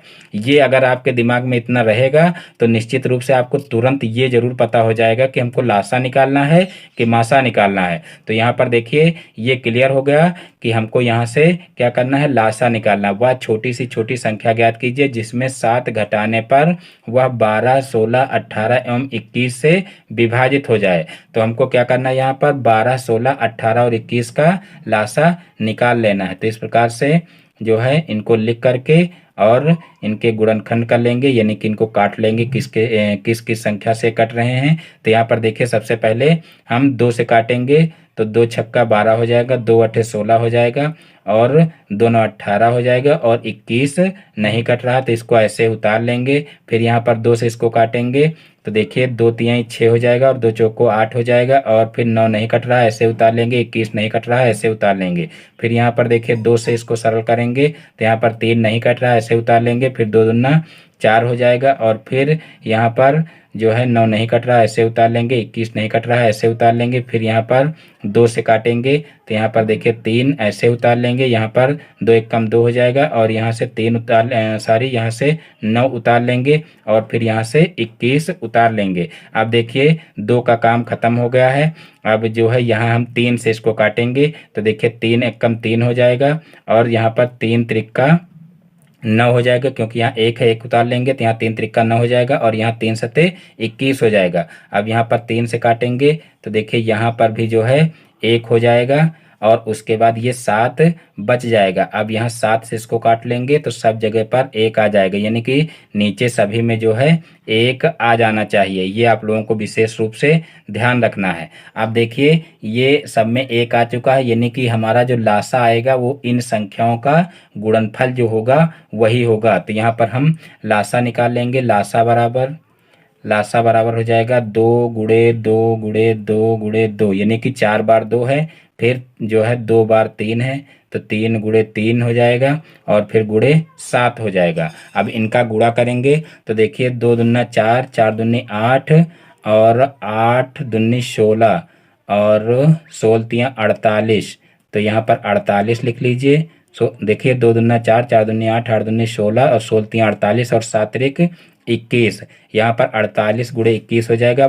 जो है अब 48 गुणे 21 का जो है गुणा कर लीजिए, तो 48 गुणे 21 यहाँ पर साइड में गुणा कर लीजिए, तो यहाँ हो जाएगा 8, यहाँ हो जाएगा 4, और फिर यहाँ 2 8 16 का 6, और 2 चौको 8 1 9 हो जाएगा 8 6 4 10, 10 का 0, और यहाँ पर 10 हो जाएगा, यानी कि 1008 आ जाएगा। तो यहाँ पर 1008 इस तरीके से लिख लेंगे। अब देखिए यहाँ पर हमारा यही आंसर नहीं आएगा, अब आंसर हमको यहाँ से देखिए बनाना है, क्योंकि यहाँ पर देखिए ये ऐसी संख्या है जो इन सभी संख्याओं से कट जाएगी। अब यहाँ पर हमको करना क्या है कि वह छोटी सी छोटी संख्या ज्ञात कीजिए जिसमें 7 घटाने पर वह इन संख्याओं से विभाजित हो जाए। तो देखिए ऐसी संख्या हमको निकालना है जिसमें से 7 घटाने पर जो है वो संख्या पूरी पूरी विभाजित हो जाए। तो ये पूरी पूरी विभाजित हो रही है, और अगर हम इसमें 7 को जोड़ दें, अगर इस संख्या में 7 को जोड़ दें तो हमारी वो संख्या पता चल जाएगी जिसमें 7 घटाने पर ये संख्या मिलेगी जो इन संख्याओं से पूरी पूरी विभाजित हो रही है। तो देखिए यही यहाँ पर विशेष रूप से समझना है। देखिए लासा जो निकालोगे वो इन सभी संख्याओं से पूरी पूरी जो है विभाजित हो जाएगी संख्या, और यहाँ पर कहा गया कि 7 घटाने पर इन संख्याओं से विभाजित होनी चाहिए, तो इसमें 7 जोड़ दीजिए, और जो संख्या आएगी उस संख्या में अगर 7 घटाओगे तो यही संख्या प्राप्त हो जाएगी जो कि इन सभी संख्याओं से पूरी पूरी विभाजित हो जाएगी। तो हमारा जो आंसर आएगा वो ये संख्या नहीं आएगी, जो इसमें 7 जोड़ेंगे, जोड़ने के बाद जो संख्या मिलेगी वो हमारा आंसर आएगी। तो यहाँ पर हम लिख सकते हैं अतः लासा में 7 जोड़ने पर यहाँ पर लिख सकते हैं अभीष्ट संख्या बराबर। तो यहाँ पर देखिए क्या हो जाएगा, 1008 में 7 जोड़ देंगे, 7 जोड़ेंगे तो 8 7 15 हो जाएगा, और 0 1 यहाँ पर, यानी कि 1015 आंसर आ जाएगा। और यही जो है जो ये संख्या का पूछा गया है कि 7 घटाने पर इन संख्याओं से पूरी पूरी विभाजित हो जाए, तो वो यही संख्या हो जाएगी 1015। अब देखते हैं नेक्स्ट क्वेश्चन। तो देखिए नेक्स्ट क्वेश्चन है, एक आयताकार मैदान की लंबाई 80 मीटर तथा चौड़ाई 60 मीटर है। इसके बीचों बीच लंबाई के समांतर 5 मीटर तथा चौड़ाई के समांतर 3 मीटर चौड़ी एक सड़क बनाने का रुपया 15 प्रति मीटर स्क्वायर की दर से खर्च क्या आएगा। तो बहुत ही ध्यान से सुनना, इम्पोर्टेंट क्वेश्चन है और थोड़ा लंबा भी है, तो ध्यान से सुनना आप लोग। तो देखिए यहाँ पर क्वेश्चन को एक बार और पढ़ लेंगे और साथ में जो है इसके चित्र बना लेंगे, तभी जो है आपकी समझ में पूरी तरीके से क्वेश्चन आएगा। देखिए क्वेश्चन दिया हुआ है, एक आयताकार मैदान की लंबाई 80 मीटर। तो यहाँ पर सबसे पहले तो आपको पता होना चाहिए कि आयत किसे कहते हैं। तो देखिए आयत की जो चारों भुजाएं होती हैं वो बराबर नहीं होती हैं, यानी कि लंबाई ज़्यादा होती है और चौड़ाई कम होती है। और जो वर्ग होता है, वर्ग की चारों भुजाएं बराबर होती हैं। और दूसरी कंडीशन ये होती है कि वर्ग और आयत के सभी कोण समकोण होते हैं। तो यहाँ पर देखिए आयत क्या हो जाएगा, देखिए आयत यानी कि इसकी लंबाई ज़्यादा होती है और चौड़ाई जो होती है वो कम होती है। तो यहाँ पर इस तरीके से आयत बनेगा। और दूसरी कंडीशन ये है कि इसके जो सभी कोण हैं वो कितने होने चाहिए, वो 90 डिग्री के कोण होने चाहिए, यानी कि इस तरीके से भुजाएं झुकी नहीं होनी चाहिए, एकदम सीधी भुजाएं होनी चाहिए। अब यहाँ पर देखिए आयताकार मैदान की लंबाई दी हुई है 80 मीटर, तो यहाँ पर ये हो जाएगी 80 मीटर इस तरीके से। और उसके बाद फिर देखिए क्या दिया हुआ है, तो यहाँ पर देखिए तथा चौड़ाई 60 मीटर दिया हुआ है, तो यहाँ पर इसको लिख लेंगे 60 मीटर, तो ये हो जाएगी चौड़ाई। और अब जो है आगे देखेंगे, इसके बीचों बीच लंबाई के समांतर 5 मीटर तथा चौड़ाई के समांतर 3 मीटर चौड़ी सड़क बनाने का रुपया 15 रुपया प्रति मीटर की दर से खर्च क्या आएगा। यानी कि इसके समांतर जो है इस तरीके से सड़क बनाई गई है। तो देखिए, लंबाई के समांतर बीचों बीच में इस तरीके से सड़क बनाई गई है, और उसके बाद जो है चौड़ाई के समांतर इस तरीके से सड़क बनाई गई है। तो देखिए, इस तरीके से चौड़ाई के समांतर सड़क बनाई गई है, और जो चौड़ाई है वो चौड़ाई कितनी है, चौड़ाई दी हुई है, देखिए यहाँ पर देखिए चौड़ाई के समांतर 3 मीटर। तो देखिए चौड़ाई हमारी ये है, तो इसके समांतर जो सड़क बनाई गई है ये है कितनी, 3 मीटर। तो यहाँ पर 3 लिख लेंगे, और जो लंबाई के समांतर सड़क बनाई गई है, ये जो लंबाई है, तो इसके जो समांतर जो है सड़क बनाई गई है, तो इसकी चौड़ाई कितनी है, 5 मीटर है। तो यहाँ पर देखिए ये हो जाएगी 5 मीटर, और जो ये है ये कितनी हो जाएगी, ये हो जाएगी 3 मीटर। अब यहाँ पर देखिए क्वेश्चन को लगाना शुरू करते हैं। तो देखिए इसको कैसे लगाएंगे, तो सबसे पहले हम निकाल लेंगे कि लंबाई के समांतर सड़क का क्षेत्रफल। तो यहाँ पर देखिए लैंग्वेज में लिख लेंगे, लंबाई के समांतर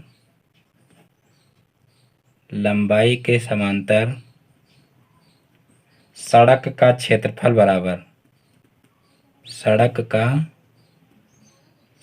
बराबर तो देखिए लंबाई के समांतर सड़क ये है। अब इस सड़क का क्षेत्रफल हमको निकालना है। यहाँ पर देखिए लैंग्वेज से स्पष्ट हो रहा है, लंबाई के समांतर जो सड़क है उसका क्षेत्रफल हमको निकालना है। तो लंबाई के समांतर जो ये सड़क है इसका हमको क्षेत्रफल निकालना है। तो देखिए इस सड़क की लंबाई कितनी हो जाएगी, 80 हो जाएगी, और ये देखिए ये आयताकार है, इसलिए आयत का क्षेत्रफल क्या होता है, लंबाई गुणे चौड़ाई होता है। तो यहाँ पर देखिए लंबाई इसकी हो जाएगी 80, और चौड़ाई कितनी हो जाएगी, तो चौड़ाई हो जाएगी 5। तो यहाँ पर 80 गुणे 5 कर लेंगे तो 5 है 40, यानी कि 400 हो जाएगा। और जो है मीटर में दिया हुआ है, तो यहाँ पर जो है क्षेत्रफल है, इसलिए क्या हो जाएगा, वर्ग मीटर हो जाएगा। तो इस प्रकार से देखिए इस सड़क का, यानी कि जो लंबाई वाली सड़क है इसका क्षेत्रफल निकल आएगा। अब हम नीचे लिखेंगे कि चौड़ाई के समांतर सड़क का क्षेत्रफल बराबर। तो यहाँ पर लैंग्वेज में लिख लेंगे, चौड़ाई के समांतर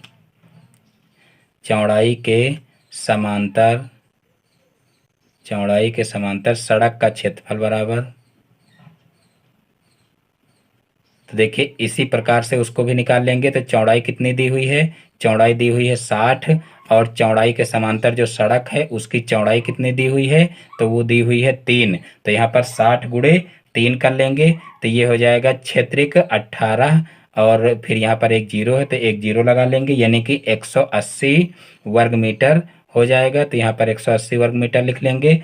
अब हमको क्या करना है, अब निकालना है कि दोनों के बीच का जो वो है सड़क है, यानी कि यहाँ पर देखिए ये जो सड़क है ये दोनों में पड़ रही है, तो दोनों के बीच की जो सड़क है उसका हमको क्षेत्रफल निकाल लेना है। तो यहाँ पर क्योंकि देखिए अगर इसको आप निकालोगे नहीं, तो देखिए जब ये सड़क आप निकाले हो तब भी ये एक बार काउंट हुआ है, उसके बाद जब दोबारा ये सड़क निकाल रहे हो तब भी काउंट हो रहा है, तो ये जो है 2 बार काउंट हो रहा है, इसलिए यहाँ पर गलत हो जाएगा। तो सबसे पहले आपको क्या करना है, अब सबसे पहले आपको इस इतने भाग का जो है क्षेत्रफल निकाल लेना है, और उसको एक बार घटा देना है, यानी कि ये 2 बार काउंट हो गया, एक बार अगर घटा दोगे तो एक बार ही बचेगा। तो यहाँ पर हम लिख लेंगे कि दोनों के बीच का क्षेत्रफल बराबर, यानी कि दोनों सड़कों के बीच का, चाहे कर लीजिए दोनों सड़कों के बीच का क्षेत्रफल बराबर, दोनों सड़कों के बीच का क्षेत्रफल बराबर। तो देखिए इसकी जो लंबाई है वो कितनी है, 5 है, और चौड़ाई कितनी है, 3 है। तो 5 का 3 से गुणा करेंगे तो 5 3 15 हो जाएगा। तो यहाँ पर 15 मीटर स्क्वायर हो जाएगा, यानी कि दोनों सड़कों के बीच का जो क्षेत्रफल है वो 15 मीटर स्क्वायर निकल आएगा। अब हम क्या करेंगे, अब निकालेंगे सड़क का क्षेत्रफल। देखिए हमको क्या निकालना था, सड़क का जो क्षेत्रफल है वो तो निकालना ही है, और साथ में जो है निकालना है कि कितना खर्च लगेगा इसको बनाने में। तो यहाँ पर देखिए प्रति वर्ग मीटर जो है खर्च लिखा हुआ है, तो सबसे पहले तो हमको सड़क का क्षेत्रफल निकालना पड़ेगा। तो यहाँ पर निकालेंगे सड़क का क्षेत्रफल बराबर, सड़क का क्षेत्रफल बराबर, तो देखिए सड़क का क्षेत्रफल बराबर क्या हो जाएगा, ये जो लंबाई वाली सड़क निकली है इसको जोड़ देंगे और चौड़ाई वाली को जोड़ देंगे और उसमें से एक बार जो दोनों के बीच का क्षेत्रफल है उसको घटा देंगे, तो ये जो दोनों सड़कें हैं इनका क्षेत्रफल निकल आएगा। तो यहाँ पर हम जो है और कुछ लैंग्वेज में ना लिख करके डायरेक्ट यही काम कर रहे हैं कि इन दोनों सड़कों का जो क्षेत्रफल निकला है उसको जोड़ लेंगे। तो यहाँ पर 400 प्लस 180 और एक बार इसको घटा लेंगे तो माइनस का 15 कर लेंगे और फिर यहाँ पर देखिए 400 में 180 जुड़ेगा तो कितना हो जाएगा, 580 हो जाएगा और उसमें से माइनस 15 कर देंगे तो कितना हो जाएगा, यहाँ पर देखिए ये हो जाएगा 565। तो ये 565 वर्ग मीटर हो जाएगा। तो यहाँ पर लिख लेंगे वर्ग मीटर। अब देखिए ये आ गया हमारा सड़क का क्षेत्रफल, यानी कि इतने वर्ग मीटर हमको सड़क बनवानी है। अब यहाँ पर देखिए जो है 1 वर्ग मीटर का यहाँ पर लैंग्वेज में लिख लेंगे, चूंकि 1 वर्ग मीटर, क्योंकि यहाँ पर देखिए क्वेश्चन में दिया गया है कि जो है सड़क बनाने का रुपया 15 प्रति मीटर स्क्वायर की दर से खर्च क्या आएगा। तो यहाँ पर हम लिखेंगे कि चूंकि 1 वर्ग मीटर या मीटर स्क्वायर लिख लीजिए, चूंकि 1 वर्ग मीटर सड़क बनवाने का खर्च बराबर या सड़क बनाने का खर्च बराबर 15 रुपया यहाँ पर लिख लेंगे। इसलिए जो है लिखेंगे 565 वर्ग मीटर सड़क बनाने का खर्च कितना होगा। तो यहाँ पर लिख लेंगे 15 गुणे 565। अब यहाँ पर 15 का 565 से गुणा कर लेंगे तो देखिए कितना आएगा, 15 पछे 75, 75 का 5 और 15 छक्का 90 और 90 और 7 97 हो जाएगा। फिर 15 पछे 75 और 75 और 9 कितना हो जाएगा, 75 9 84। तो यहाँ पर देखिए 8,475 रुपया आ जाएगा। तो इस प्रकार से जो है 565 वर्ग मीटर सड़क बनाने का खर्चा हमारा निकल आएगा और यही हमको निकालना था और ये हमारा आ चुका है 8,475 रुपये। तो यहीं पर आंसर लिख देंगे। तो मैं उम्मीद करता हूँ कि ये सारा क्वेश्चन आप लोगों को समझ में आ गया होगा। पुनः चाहें तो आप लोग एक बार इसको समझ सकते हैं। यहाँ पर देखिए, यहाँ पर जो है एक आयत है और आयत के समांतर जो है बीच में जो है रास्ता बनानी है, चौड़ाई में भी और लंबाई में भी। और जो लंबाई में है उसकी चौड़ाई जो है 5 मीटर है और जो चौड़ाई में सड़क बनानी है उसकी जो चौड़ाई है वो 3 मीटर है। और यहाँ पर फिर क्या करेंगे कि लंबाई के समांतर सड़क का क्षेत्रफल निकाल लेंगे, फिर चौड़ाई के समांतर सड़क का क्षेत्रफल निकाल लेंगे। फिर देखिए दोनों सड़कों के बीच में देखिए जो ये भाग है ये 2 बार आ रहा है, इसलिए इसका भी क्षेत्रफल निकाल लेंगे। और फिर जब दोनों सड़कों का क्षेत्रफल निकालेंगे, यानी कि जब दोनों को जोड़ेंगे तो उसमें से एक बार इस वाले भाग को घटा देंगे तो एक बार ही फिर ये भाग काउंट होगा। तो यहाँ पर वही काम किए हैं, दोनों को जोड़ करके एक बार उसको घटा दिए हैं। फिर यहाँ पर 565 वर्ग मीटर आ गया है। अब 1 मीटर स्क्वायर सड़क बनाने का खर्चा हमारा जो है कितना है, 15 रुपया है। तो 565 वर्ग मीटर सड़क बनाने का खर्चा हम निकाल लेंगे तो 565 से 15 का गुणा कर देंगे तो इस प्रकार से ये आंसर हमारा आ जाएगा। तो अब देखते हैं नेक्स्ट क्वेश्चन। तो फिर देखिए नेक्स्ट क्वेश्चन है क्वेश्चन नंबर 14। यदि त्रिभुज ए बी सी और त्रिभुज पी क्यू आर में ए बी बराबर 3.5 सेंटीमीटर, बी सी बराबर 7.1 सेंटीमीटर, फिर ए सी बराबर 5 सेंटीमीटर, पी क्यू बराबर 7.1 सेंटीमीटर, फिर क्यू आर बराबर 5 सेंटीमीटर और पी आर बराबर 3.5 सेंटीमीटर हो तो दोनों त्रिभुज की सर्वांग समता का परीक्षण कीजिए। यानी कि हमको ये बताना है कि क्या ये दोनों त्रिभुज जो है सर्वांगसम होंगे। तो देखिए सर्वांगसम और जो है समरूपता का सबसे पहले तो आपको पता होना चाहिए कि सर्वांगसम कौन से त्रिभुज होते हैं और समरूप कौन से त्रिभुज होते हैं। तो देखिए सर्वांगसम का मतलब होता है कि एक त्रिभुज को दूसरे त्रिभुज पर उठा करके रखिए तो नीचे वाला जो त्रिभुज है वो पूरा पूरा ढक जाना चाहिए। यानी कि जैसे जो है इस तरीके से एक वृत्त बना हुआ है, तो इस वृत्त के जो है सर्वांगसम अगर कहा जाए वृत्त बनाइए, तो इस वृत्त के सर्वांगसम वृत्त इतना बड़ा ही इस तरीके से वृत्त होगा, तभी जो है सर्वांगसम होगा। यानी कि उसकी जो परिधि है वो बराबर होनी चाहिए, और उसकी जो त्रिज्या है वो बराबर होनी चाहिए, और उसका जो क्षेत्रफल है वो बराबर होना चाहिए। तभी जो है ये दोनों वृत्त क्या होंगे, आपस में सर्वांगसम हो सकते हैं। उसी प्रकार से त्रिभुज में है कि त्रिभुज दोनों सर्वांगसम कब होंगे, जब एक त्रिभुज को दूसरे त्रिभुज पर उठा करके रखें तो नीचे वाला त्रिभुज पूरा पूरा ढक जाना चाहिए। यानी कि उसकी प्रत्येक भुजा जो है दूसरे त्रिभुज की प्रत्येक संगत भुजा के बराबर होनी चाहिए। जैसे यहाँ पर दिया हुआ है, देखिए ए बी सी त्रिभुज दिया हुआ, तो मान लीजिए इस तरीके से ए बी सी कर लेंगे। जैसे मान लीजिए इस तरीके से दिया हुआ है ए बी सी त्रिभुज, तो मान लीजिए ये हो जाएगा ए, ये हो जाएगा बी, और ये हो जाएगा सी। मान लीजिए यहाँ पर दिया हुआ है, देखिए ए बी 3.5 सेंटीमीटर, 3.5 सेंटीमीटर, और बी सी दिया हुआ है 7.1 सेंटीमीटर, और ए सी दिया हुआ है 5 सेंटीमीटर। तो इसको हम 5 सेंटीमीटर लिख लेंगे।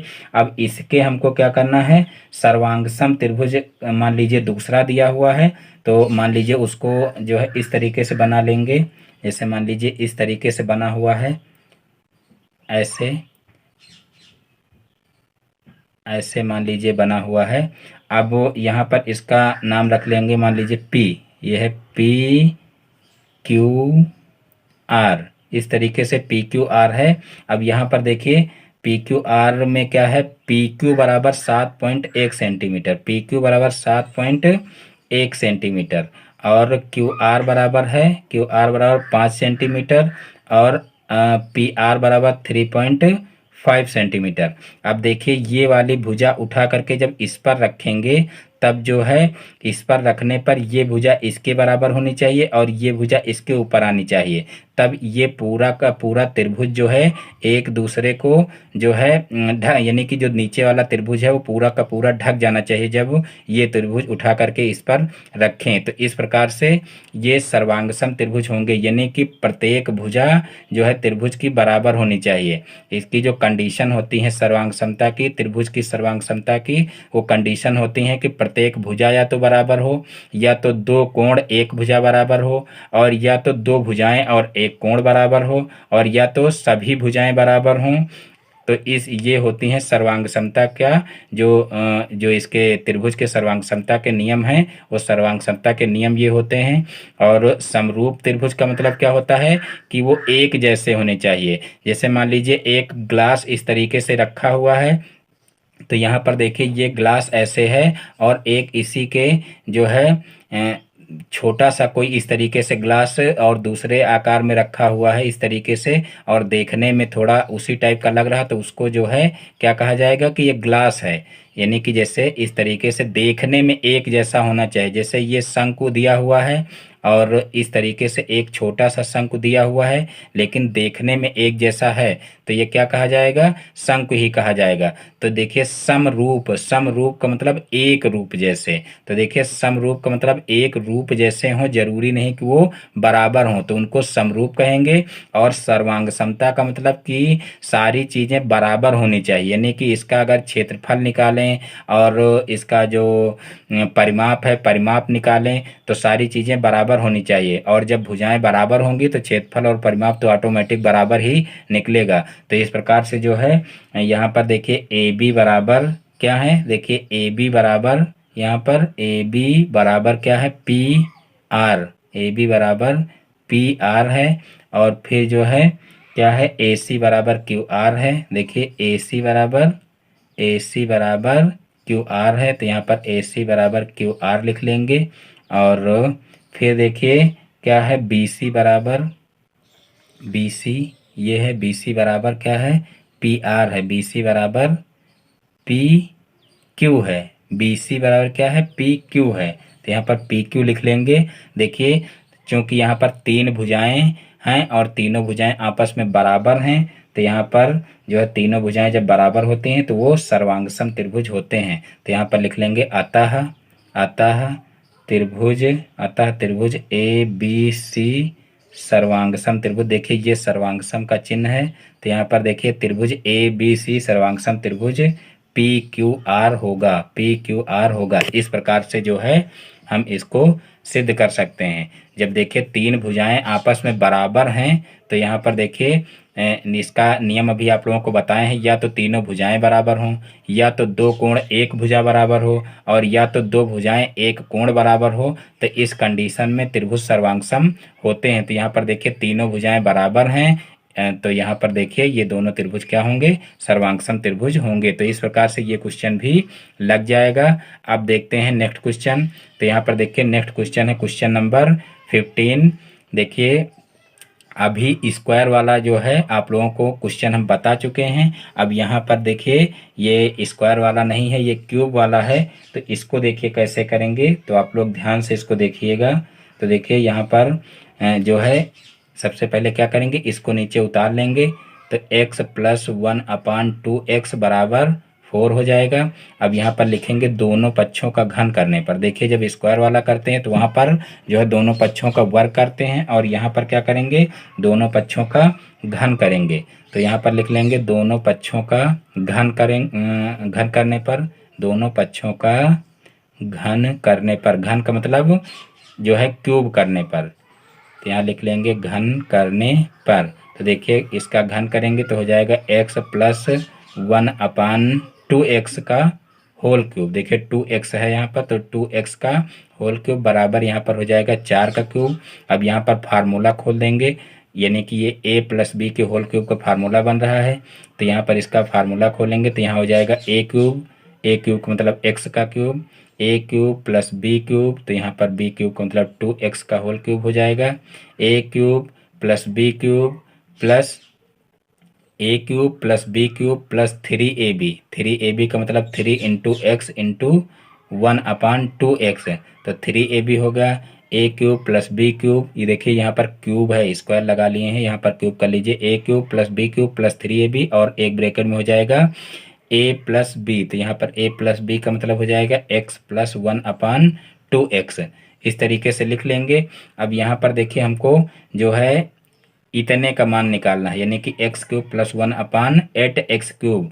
तो यहाँ पर देखिए हम नीचे लिख लेंगे x क्यूब प्लस यहाँ पर देखिए 1/, यहाँ पर 2 का क्यूब करेंगे तो कितना हो जाएगा, 2 दूना 4, 4 दूनी 8, यानी कि 8x³। और फिर यहाँ पर बीच में प्लस है, प्लस लगाएंगे, यहाँ x से x कैंसिल हो जाएगा, और यहाँ पर हो जाएगा 3/2। और फिर यहाँ पर देखिए ये गुणा है, यहाँ पर देखिए गुणे का चिन्ह, यहाँ पर जो है देखिए यहाँ पर अभी फार्मूला ही खोलें, बराबर में इसको नहीं लिखें, यहाँ बराबर में लिख लीजिए, क्योंकि यहाँ पर देखिए फार्मूला पूरा खुल चुका है। यहाँ पर 4 चौक 16, 16 चौको 64, तो यहाँ पर बराबर में 64 लिख लेंगे। अब यहाँ पर देखिए यहाँ 3/2 हो गया। अब इसका मान रख लेंगे, तो यहाँ पर देखिए इसका मान कितना दिया हुआ है, तो इसका मान दिया हुआ है 4, तो यहाँ पर 4 लिख लेंगे, और बराबर है 64, तो यहाँ पर 64 लिख लेंगे। अब देखिए यहाँ पर इसको इधर रखेंगे, बाकी सारी चीज़ें उधर पक्षांतर कर लेंगे, क्योंकि इसका ही हमको मान निकालना है। तो हो जाएगा x³ + 1/8x³ बराबर कितना हो जाएगा, देखिए तो बराबर हो जाएगा 64। और देखिए जो बटे में है वो गुणे में चला जाएगा, और जो गुणे में है वो बटे में चला जाएगा। तो यहाँ पर देखिए सारी यहाँ पर देखिए पहले तो हम इसका गुणा कर लें, क्योंकि यहाँ पर ये प्लस में संख्या है तो उधर गुणे में तो जाएगी नहीं। तो यहाँ पर 4 3 12 हो जाएगा, और 12/2 रहेगा। तो यहाँ पर अब जो है 12/2 इधर प्लस का उधर जाएगा, माइनस का हो जाएगा, तो माइनस का 12/2 हो जाएगा। अब क्या करेंगे, यहाँ पर जो है एलसीएम ले लेंगे, या चाहे तो इसको सरल कर लें। देखिए यहाँ पर 2 छक्का 12 हो जाएगा, तो यहाँ पर जो है 64 और जो है माइनस का 6 हो जाएगा, क्योंकि अगर एलसीएम लेंगे तो और कठिन हो जाएगा, और यहाँ पर जब आसान हो रहा है तो यहाँ पर इसको सरल कर लेंगे। चाहते तो यहाँ पर भी काट सकते थे, 2 दूना 4 और 3 दूनी 6, यानी कि 6 आ जाता, और इधर 6 माइनस का हो जाता। यहाँ पर भी हम सरल करके लिख लेंगे, तब भी कोई प्रॉब्लम नहीं है। तो यहाँ पर 64 - 6 हो जाएगा। अब 64 में से 6 जाएगा तो कितना बचेगा, तो यहाँ पर देख लेते हैं, बचेगा 58, और यही हमारा जो है आंसर हो जाएगा। तो इस प्रकार से बहुत ही आसान तरीके से हम क्वेश्चन को हल कर सकते हैं। आप पुनः एक बार इस क्वेश्चन को देख लीजिए, क्योंकि थोड़ा जल्दी में समझाए हैं। तो यहाँ पर देखिए, सबसे पहले क्या करेंगे, सबसे पहले हम इसको उतार लेंगे, यानी कि ऊपर जो क्वेश्चन लिखा हुआ है इसको उतार लेंगे, फिर लिखेंगे दोनों पक्षों का घन करने पर, फिर उसका सीधे से घन कर लेंगे। और यहाँ पर देखिए दोनों पक्षों का मतलब इसका भी घन करेंगे और इसका भी घन करेंगे। फिर यहाँ पर देखिए इसका a प्लस बी क्यूब का फार्मूला बन रहा है, ये फार्मूला खोल लेंगे, और फिर यहाँ पर इसका क्यूब करेंगे तो यहाँ पर 4 चौक 16, 16 चौको 64 हो जाएगा, और ये फार्मूला खोलेंगे तो इतना आ जाएगा। अब यहाँ पर देखिए 2 का क्यूब किए तो 2 दूना 4, 4 दूनी 8 हो गया, और यहाँ पर एक्स क्यूब और यहाँ पर भी एक्स क्यूब हो गया, और यहाँ पर देखिए हल करके इतना कुछ आ रहा है। अब यहाँ पर देखिए इसको इधर पक्षांतर करेंगे, देखिए 4 तिहाई 12, और 12 का 2 से भाग करेंगे तो 6 आएगा, तो 6 इधर देखिए माइनस में चला गया है, और फिर यहाँ पर 64 में से 6 जाएगा तो कितना आ जाएगा, 58 आ जाएगा। तो इस प्रकार से क्वेश्चन हल हो जाएगा। अब देखते हैं नेक्स्ट क्वेश्चन, क्वेश्चन नंबर 16। तो देखिए क्वेश्चन नंबर 16 बॉडमॉस रूल पर आधारित है, तो ये भी इम्पॉर्टेंट क्वेश्चन है। और देखिए इसमें के जितने क्वेश्चन है वो सारे के सारे इम्पॉर्टेंट हैं, क्योंकि प्रीवियस ईयर का क्वेश्चन पेपर है, तो जाहिर सी बात है कि सारे के सारे क्वेश्चन इसमें के इम्पॉर्टेंट हैं, कोई कहने वाली बात नहीं है। तो यहाँ पर सबसे पहले हम क्या करेंगे, ये क्वेश्चन उतार लेंगे। तो यहाँ पर देखिए 80 गुणे यहाँ पर बड़ा ब्रैकेट है, फिर 56 है, माइनस मंझला ब्रैकेट है 7 गुणे 8 प्लस यहाँ पर 13 माइनस 2 गुणे 5, और फिर छोटा ब्रैकेट, फिर मंझला ब्रैकेट, फिर बड़ा ब्रैकेट। अब यहाँ पर देखिए इसको हल करना है, तो देखिए इसको कैसे करेंगे। तो देखिए यहाँ पर हम यहाँ पर साइड में देखिए बॉडमॉस लिख दे रहे हैं, BODMAS बॉडमास है। तो देखिए यहाँ पर बॉडमास लिख दिए हैं।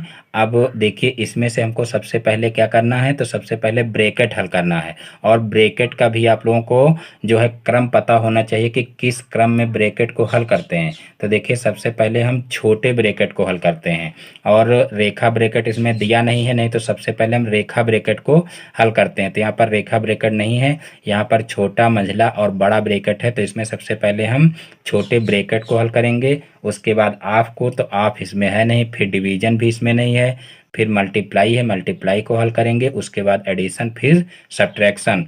तो यहाँ पर देखिए सबसे पहले हम छोटे ब्रैकेट को हल करना शुरू करते हैं, बाकी सारी संख्याएं ऐसे ही उतार लेते हैं।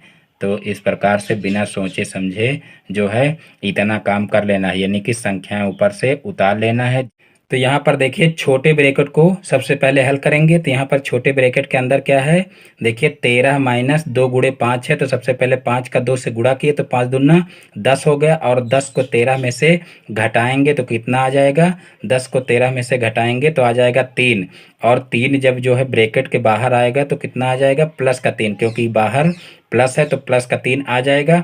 अब यहाँ से छोटा ब्रैकेट हटा देंगे और मंझला ब्रैकेट जो है लगा लेंगे। तो इस प्रकार से जो है छोटे ब्रैकेट का काम खत्म हो गया है। अब देखिए छोटे ब्रैकेट के बाद मंझला ब्रैकेट हल करते हैं। तो यहाँ पर बाकी संख्याएं ऐसे ही उतार लेंगे। तो यहाँ पर देखिए 80 और फिर बड़ा ब्रैकेट 56 माइनस, अब यहाँ से देखिए मंझला ब्रैकेट शुरू हुआ है तो अब इसको हल करेंगे।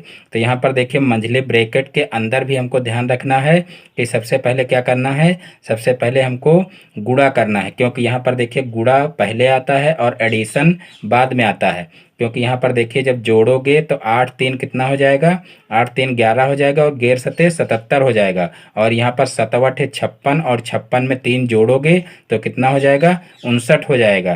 तो इस प्रकार से दोनों मान अलग अलग आ रहे हैं।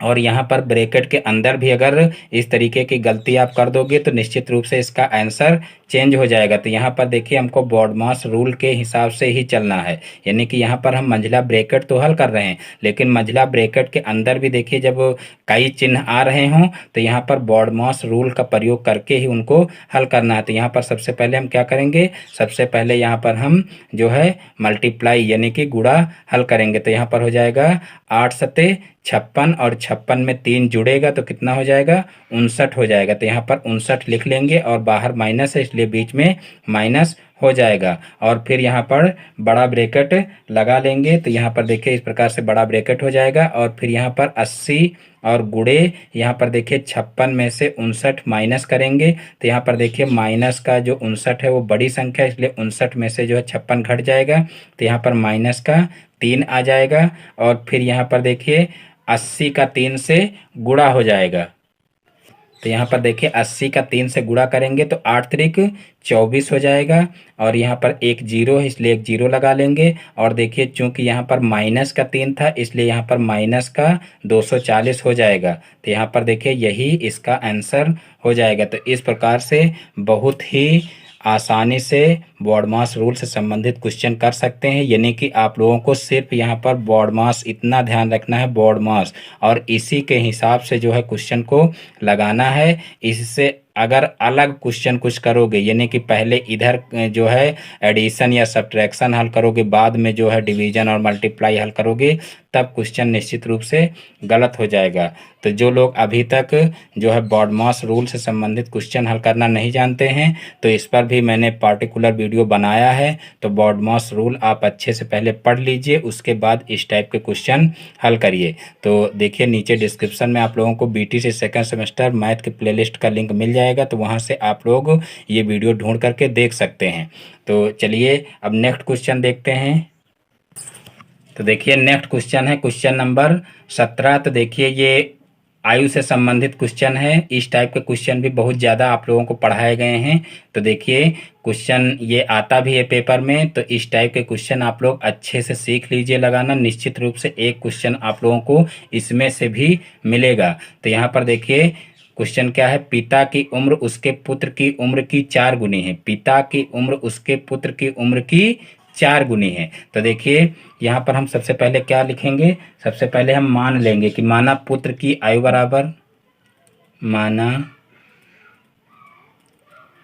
पुत्र की आयु, यहाँ पर देखिए लिखा हुआ पिता की उम्र उसके पुत्र की उम्र की 4 गुनी है। यानी कि हम पुत्र की उम्र मानेंगे तभी उसको जो है 4 गुना कर सकते हैं। तो ये भी ध्यान रखना, यहाँ पर पहले पिता की उम्र नहीं मानना है, यहाँ पर हमको मानना क्या है, माना पुत्र की उम्र। तो यहाँ पर हम लिखेंगे माना पुत्र की वर्तमान उम्र बराबर, वर्तमान लगाना जरूरी है क्योंकि हमेशा मानने में वर्तमान उम्र ही मानते हैं। माना पुत्र की वर्तमान उम्र बराबर, तो यहाँ पर हो जाएगा वर्तमान उम्र बराबर x वर्ष। इसलिए पिता की उम्र कितनी हो जाएगी, इसलिए पिता की उम्र उसके पुत्र की उम्र की 4 गुनी है। इसलिए पिता की उम्र बराबर, पिता की उम्र बराबर कितनी हो जाएगी, 4 गुनी है इसके, तो हो जाएगा 4x वर्ष। तो इस प्रकार से देखिए पिता की उम्र 4x वर्ष हो जाएगी। अब देखिए नीचे दिया हुआ है 6 वर्ष बाद पिता की उम्र उसके पुत्र की उम्र की 2.5 गुने से 6 वर्ष अधिक हो जाएगी। तो यहाँ पर लिखेंगे, अब आगे देखिए क्वेश्चन, पिता की उम्र 4 वर्ष हो गई है। अब क्या करेंगे आगे देखिए, आगे 6 वर्ष बाद की उम्र निकाल लेंगे। तो यहाँ पर लिखेंगे 6 वर्ष बाद पिता की उम्र बराबर, 6 वर्ष बाद पिता की चाहे लिख लीजिए पहले, चाहे पुत्र की लिख लीजिए पहले। तो यहाँ पर हम सबसे पहले पुत्र की लिखें, तो पुत्र की यहाँ पर लिख लेंगे 6 वर्ष बाद पुत्र की उम्र बराबर। तो देखिए यहाँ पर जब वर्तमान की x है तो 6 वर्ष बाद कितनी की हो जाएगी, तो देखिए ये x प्लस 6 हो जाएगी। फिर अब देखेंगे 6 वर्ष बाद पिता की उम्र, यहाँ पर पुत्र की उम्र हो गई है, 6 वर्ष बाद पिता की उम्र कितनी हो जाएगी, पिता की उम्र बराबर, यहाँ पर भी की लिख लीजिए कि उम्र बराबर, देखिए यहाँ पर x में 6 जुड़ा है, यहाँ पर देखिए ये 4 गुनी थी, तो यहाँ 4x में जो है 6 जुड़ जाएगा, तो ये हो जाएगी 6 वर्ष बाद पिता की उम्र। अब देखेंगे यहाँ पर लिख लेंगे प्रश्नानुसार। देखिए यहाँ पर हम एक चर के द्वारा इस क्वेश्चन को कर रहे हैं, आप इसको 2 चर से भी कर सकते हैं, यानी कि 2 समीकरण बना लें और उसके बाद इसको हल कर सकते हैं। यहाँ पर फिर आपको x और y मानना पड़ेगा और 2 समीकरण बनेंगी और उसकी सहायता से इसको हल कर सकते हैं। लेकिन हम इसको एक चर से कर रहे हैं तो थोड़ा लगाने का तरीका दूसरा हो सकता है, लेकिन दोनों का आंसर बराबर आना चाहिए। तो यहाँ पर देखिए लिखेंगे प्रश्नानुसार। तो देखिए प्रश्न में क्या कहा गया है, कि 6 वर्ष बाद पिता की उम्र उसके पुत्र की उम्र की 2.5 गुने से 6 वर्ष अधिक हो जाएगी। 6 वर्ष बाद पिता की उम्र उसके पुत्र की उम्र की 2.5 गुने से 6 वर्ष अधिक हो जाएगी। तो यहाँ पर देखिए, सबसे पहले हम इन दोनों को बराबर लिख लेंगे। x+6 ये हो जाएगी पुत्र की उम्र, और बराबर में लिख लेंगे पिता की उम्र 4x+6। और फिर यहाँ पर कहा गया है कि 6 वर्ष बाद पिता की उम्र उसके पुत्र की उम्र की 2.5 गुने से 6 वर्ष अधिक हो जाएगी। तो ये जो पिता की उम्र है ये 2.5 गुने से 6 वर्ष अधिक है। तो हम क्या करेंगे, 2.5 गुना इसका कर देंगे। 2.5 गुना का मतलब 5/2 हो जाएगा। देखिए 5 के 2 भाग करोगे तो 2.5 गुना हो जाएगा, यानी कि 2.5 2 भाग होंगे। तो यहाँ पर 5/2 अगर कर दें तो ये हो जाएगा 2.5 गुना। तो यहाँ पर देखिए जो है ये हो जाएगी 2.5 गुना, और उसके बाद फिर क्या है कि 6 वर्ष अधिक हो जाएगी। जो 6 वर्ष बाद पिता की उम्र उसके पुत्र की उम्र की 2.5 गुने से 6 वर्ष अधिक हो जाएगी। अभी भी ये 6 वर्ष अधिक है, यानी कि 2.5 गुना इसको कर दिए हैं, तब भी जो है ये 6 वर्ष अधिक है। तो इसमें से क्या करेंगे, 6 माइनस कर देंगे। अब इसका अंदर गुणा कर लेंगे। तो यहाँ पर देखिए इसका अंदर गुणा करेंगे तो कितना हो जाएगा, 5x, और जो है 5x/2 हो जाएगा। और फिर यहाँ पर जो है 5×6 = 30, 30/2 हो जाएगा, बराबर यहाँ पर देखिए जो है 6 से 6 कैंसिल हो जाएगा, क्योंकि 6 यहाँ प्लस का यहाँ माइनस का, तो यहाँ पर सिर्फ 4x बचेगा। अब देखिए x वाले पद एक तरफ कर लेंगे, बाकी इनको उधर भेज देंगे। तो यहाँ पर देखिए जो है क्या हो जाएगा, यहाँ पर 5x और अपान 2, और जो है ये माइनस का इधर हो जाएगा तो माइनस का 4x हो जाएगा, और बराबर ये उधर माइनस का हो जाएगा।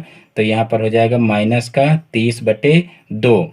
अब देखिए क्या करेंगे, अब यहाँ पर जो है इनका एलसीएम ले लेंगे। तो यहाँ पर हो जाएगा 5x माइनस इसका एलसीएम लेंगे तो हो जाएगा 4 दूना 8x, और इसके बटे में हो जाएगा 2, और बराबर यहाँ पर हो जाएगा माइनस का 30/2। अब यहाँ पर देखिए बटे में दो दो दोनों तरफ है तो ये कैंसिल हो जाएगा। अब यहाँ पर हो जाएगा देखिए माइनस का 3/x, क्योंकि यहाँ पर देखिए प्लस वाली संख्या छोटी और माइनस वाली संख्या बड़ी है, तो यहाँ पर माइनस का 3x हो जाएगा, और यहाँ पर जो है माइनस का 30 हो जाएगा। अब माइनस माइनस आपस में कैंसिल हो जाएंगे, तो यहाँ पर हो जाएगा x बराबर 30/3, क्योंकि यहाँ पर देखिए 3 जो है वो x के साथ में गुणा कर रहा है, इधर जाएगा तो भाग करेगा। अब यहाँ पर 3 से इसको भाग करेंगे तो कितना हो जाएगा, 3×3 = 30। तो इस प्रकार से x बराबर 10 आ जाएगा। अब यहाँ पर नीचे लिख लेंगे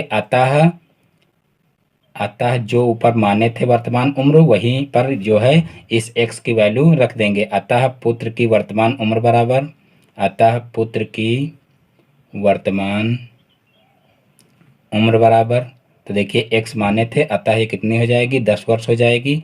और पिता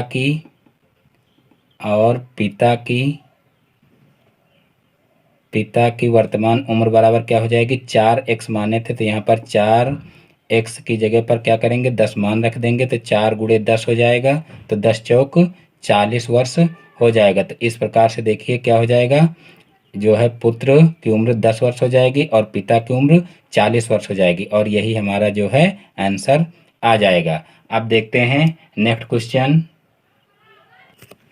तो नेक्स्ट क्वेश्चन देखते हैं, क्वेश्चन नंबर 18, और ये लास्ट क्वेश्चन है, तो ये भी इम्पॉर्टेंट क्वेश्चन है। तो देखिए यहाँ पर है क्वेश्चन, यदि परिमेय संख्या का अंश उसके हर से 2 कम है, परिमेय संख्या का अंश उसके हर से 2 कम है, तो सबसे पहले हम यहाँ पर मान लेंगे, माना परिमेय संख्या बराबर, माना परिमेय संख्या बराबर x/y है, क्योंकि परिमेय संख्या हमेशा p/q के रूप में दी हुई होती है। तो यहाँ पर माना परिमेय संख्या बराबर x/y है, तो यहाँ पर लिख सकते हैं अंश क्या हो जाएगा, इसमें अंश हो जाएगा x, और हर क्या हो जाएगा, y। ये आप लोगों को पता होना चाहिए, ऊपर जो संख्या है उसको बोलेंगे अंश, और जो नीचे है उसको बोलेंगे हर। तो यहाँ पर अंश x हो जाएगा और हर y हो जाएगा। अब यहाँ पर लिखेंगे प्रथम शर्त से, तो यहाँ पर प्रथम शर्त से समीकरण बना लेंगे, क्वेश्चन को आगे पढ़ेंगे। यदि परिमेय संख्या का अंश उसके हर से 2 कम है, अंश उसके हर से 2 कम है, तो यहाँ पर देखिए अंश और हर को बराबर कर लेंगे सबसे पहले। फिर यहाँ पर देखिए जो कहा गया है वो काम करेंगे। अंश उसके हर से 2 कम है, तो देखिए अंश ये है और हर से ये 2 कम है, यानी कि अंश जो है वो 2 कम है, तो इसको क्या करेंगे 2 ज्यादा कर लेंगे, और या तो फिर इसमें से 2 कम करें तभी दोनों बराबर रह सकते हैं। पुनः एक बार समझ लेते हैं। देखिए परिमेय संख्या का अंश उसके हर से 2 कम है, जो अंश है वो हर से 2 कम है, तो उसको जो है बराबर में दोनों को रखने के लिए क्या करेंगे, अंश में 2 जोड़ देंगे, तब दोनों बराबर रह सकते हैं। और या तो फिर जो ये हर है ये 2 ज़्यादा है, तो इसमें से 2 घटा देंगे तब भी दोनों बराबर रह सकते हैं। फिर यहाँ पर x बराबर y माइनस 2 लिखना पड़ेगा। तो इस प्रकार से ये हो जाएगा। अब क्या करेंगे, अब यहाँ पर इनको पक्षांतर करके जो है समीकरण बना लेंगे। तो यहाँ पर x माइनस वाई हो जाएगा, यहाँ पर y इधर ले आएंगे तो माइनस का हो जाएगा, और फिर इसको उधर ले जाएंगे तो ये भी माइनस का 2 हो जाएगा। इसको मान लेंगे समीकरण 1। अब यहाँ पर लिखेंगे द्वितीय शर्तानुसार, द्वितीय शर्तानुसार या द्वितीय शर्त से लिख लें, द्वितीय शर्त से। तो द्वितीय शर्त में देखिए क्या कहा गया है कि यदि उसके अंश और हर में 1 जोड़ दिया जाए, तो देखिए अंश x है और हर क्या है y है, इसमें अगर 1 जोड़ दिया जाए, दोनों में अंश और हर में 1 जोड़ दिया जाए तो नई संख्या का मान 3/4 हो जाता है। तो जो नई संख्या बनेगी वो 3/4 हो जाती है। तो इस रूप में उसको लिखा जा सकता है, यानी कि अंश और हर में 1 जोड़ दिए हैं तो जो हमको संख्या प्राप्त होगी वो क्या होगी, वो हो जाएगी 3/4। तो यहाँ पर बराबर में 3/4 लिख लेंगे। अब क्या करेंगे, यहाँ पर क्रॉस मल्टीप्लाई कर लेंगे। तो यहाँ पर देखिए 4 का इसमें गुणा करेंगे तो 4x हो जाएगा, और फिर 4 का 1 में करेंगे तो 4 हो जाएगा, फिर बराबर यहाँ पर 3y हो जाएगा, इधर गुणा करेंगे तो, और फिर प्लस का 3 हो जाएगा। अब यहाँ पर 4x और इसको इधर पक्षांतर कर लेंगे तो 3y हो जाएगा, और फिर यहाँ पर 3 और इसको पक्षांतर करेंगे तो माइनस का 4 हो जाएगा। अब यहाँ पर देखिए 4x माइनस का 3y और बराबर यहाँ पर माइनस का 1 हो जाएगा। इसको समीकरण 2 मान लेंगे। अब इसके नीचे समीकरण 1 को लिख लेंगे। तो समीकरण 1 है x माइनस वाई बराबर माइनस का 2, ये समीकरण 1 है। अब यहाँ से हम क्या करेंगे, अब यहाँ से जो है इसको जो है हल कर लेंगे इन दोनों समीकरणों को। तो देखिए यहाँ पर हम इनको आप लोगों को बता रहे हैं हल करके प्रतिस्थापन विधि से। तो यहाँ पर देखिए सबसे पहले हम समीकरण 1 से लेंगे, समीकरण 1 से। तो देखिए समीकरण 1 से एक चर का मान निकाल लेंगे। तो यहाँ पर एक चर का मान निकलेगा x बराबर माइनस का 2 है और प्लस का y हो जाएगा, ये निकलेगा हमारा x का मान। और अब जो है क्या करेंगे, इस x का मान हम जो है समीकरण 2 में रख देंगे। तो यहाँ पर नीचे लिखेंगे x का मान समीकरण 2 में प्रतिस्थापित करने पर, समीकरण 2 में प्रतिस्थापित करने पर,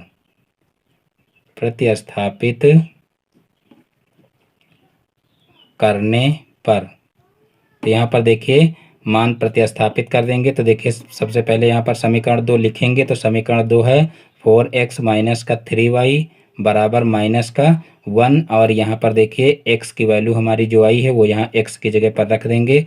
तो 4 और फिर ब्रैकेट लगाएंगे और x की वैल्यू रख देंगे माइनस का 2 प्लस का y, और फिर माइनस का 3y है तो 3y लिख लेंगे, बराबर माइनस का 1 है तो माइनस का 1 लिख लेंगे।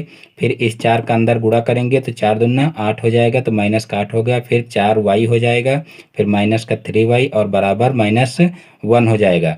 अब यहाँ पर देखिए 4 में से 3y घट जाएगा तो यहाँ पर 1y बचेगा, 1 लिखा नहीं जाता तो सिर्फ y बचेगा, और माइनस का 1 है और ये उधर पक्षांतर होगा तो प्लस का 8 हो जाएगा। तो यहाँ पर y बराबर कितना हो जाएगा, 8 में से 1 घट जाएगा तो 7 बचेगा। तो इस प्रकार से y का मान आ चुका है। अब यहाँ पर लिखेंगे y का मान समीकरण 1 में रखने पर, समीकरण 1 में रखने पर। तो यहाँ पर देखिए समीकरण 1 में मान रखेंगे। तो समीकरण 1 है x माइनस वाई बराबर माइनस का 2। तो यहाँ पर x माइनस 7 यानी कि y की जगह पर 7 रखेंगे, बराबर -2 और यहाँ पर x बराबर -2, ये उधर जाएगा तो प्लस का 7 हो जाएगा। और फिर जो है देखिए 7 में से 2 घटाएंगे तो कितना हो जाएगा, 5 हो जाएगा। इस प्रकार से x की भी वैल्यू निकल आएगी। अब हमको निकालना क्या था, संख्या ज्ञात कीजिए, यानी कि वो परमेय संख्या हमको ज्ञात करना था। तो यहाँ पर हम नीचे लिख लेंगे अतः परमेय संख्या